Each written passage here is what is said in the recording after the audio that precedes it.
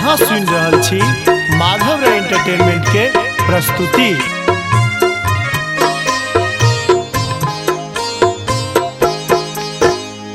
लाले लाल चरण कमल संग तोहर बसन लाल हे आहे। लाले लाल चरण कमल संग तोहर बसन लाल हे आहे। देखू ने भवानी एमहर ठार लालनी लाल है। आहे देखो ने भवानी एमहर ठाड़ ललनी लाल है।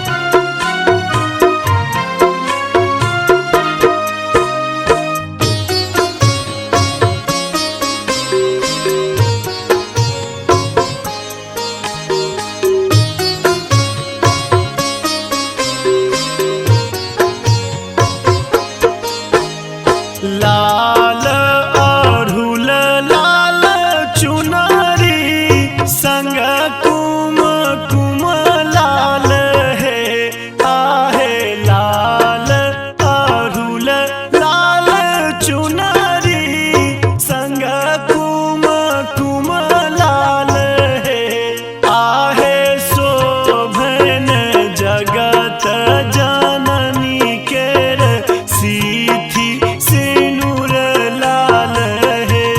आहे देखो ने भवानी एमहर ठाड़ ललनी लाल है।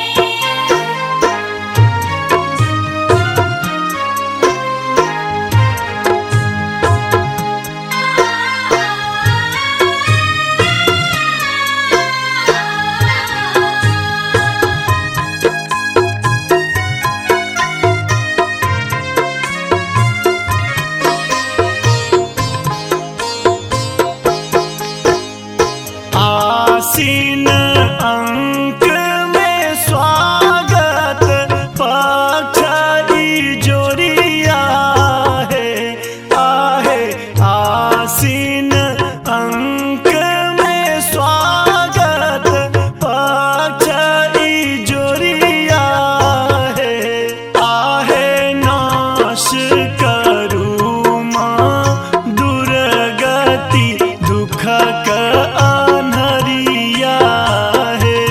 आहे देखो ने भवानी एमहर ठाड़ ललनी लाल है।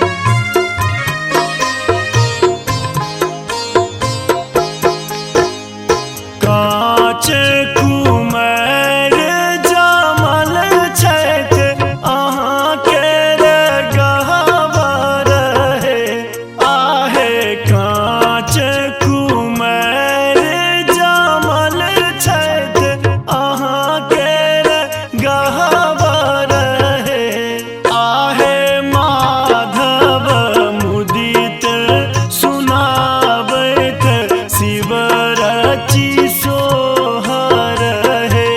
आहे माधव मुदित सुनावैत शिव रची सोहर है।